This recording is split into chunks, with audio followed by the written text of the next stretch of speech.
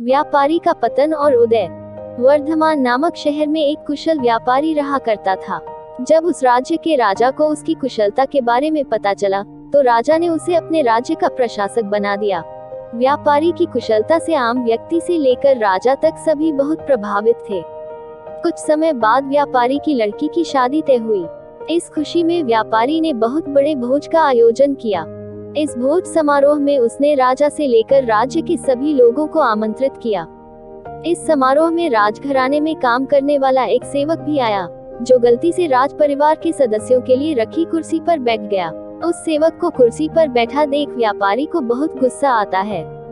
गुस्से में व्यापारी उस सेवक का उपहास कर समारोह से भगा देता है। इससे सेवक को शर्मिंदगी महसूस होती है और वह व्यापारी को सबक सिखाने की ठान लेता है। कुछ दिन बाद जब वह राजा के कमरे की सफाई कर रहा होता है, तो उस समय राजा कच्ची नींद में होता है। सेवक मौके का फायदा उठाकर बड़बड़ाना शुरू कर देता है।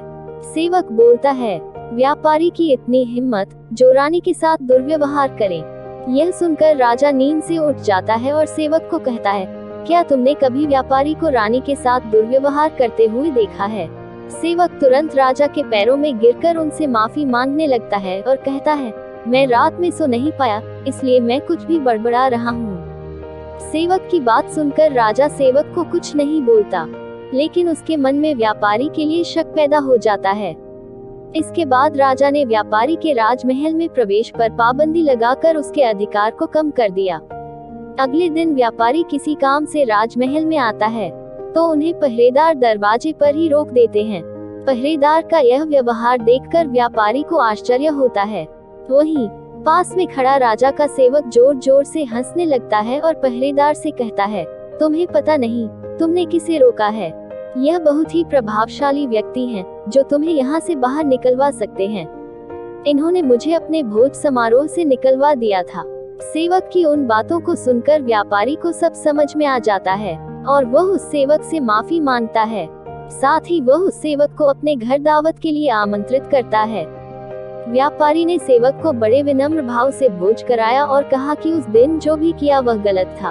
व्यापारी से सम्मान पाकर सेवक खुश होता है और कहता है, आप परेशान न हो, राजा से खोया हुआ सम्मान आपको जल्दी वापस दिलाऊंगा। उसके अगले दिन राजा जब कच्ची नींद में होता है, तो सेवक कमरे की सफाई करते हुए फिर से बड़बड़ाने लगता है और कहता है, हे भगवान, हमारे राजा इतने भूखे होते हैं कि गुस्लखाने में स्नान करते हुए खीर खाते रहते हैं। इस बात को सुनकर राजा नींद से उठकर सेवक से क्रोध में कहते हैं, मूर्ख सेवक, तुम्हारी इतनी हिम्मत कि तुम मेरे बारे में ऐसी बात करो। राजा के क्रोध को देखकर सेवक पैर में गिरकर माफी मांगता है और कहता है, महाराज, रात को मैं ठीक तरह से सो नहीं पाया, इसलिए कुछ भी बड़बड़ा रहा हूँ। फिर राजा सोचने लगता है, अगर यह सेवक मेरे बारे में ऐसा बोल सकता है, तो उस व्यापारी के बारे में भी झूठ ही बोल रहा होगा। अगले ही दिन राजा ने व्यापारी को महल में बुलाया और उन्हें उनसे छीने हुए सभी अधिकार वापस दे दिए। कहानी से सीख। हमें इस कहानी से यह सीख मिलती है कि किसी को छोटा समझकर उनका मजाक नहीं उड़ाना चाहिए, सभी का सम्मान करना चाहिए। किसी को नीचा दिखाने से एक दिन खुद भी अपमान का सामना करना पड़ता है। अगर आप हमारे चैनल पे नए आए हैं, तो प्लीज हमारे चैनल को सब्सक्राइब कर लीजिए, ताकि ऐसी ही वीडियो आपको देखने को मिलता रहे। धन्यवाद।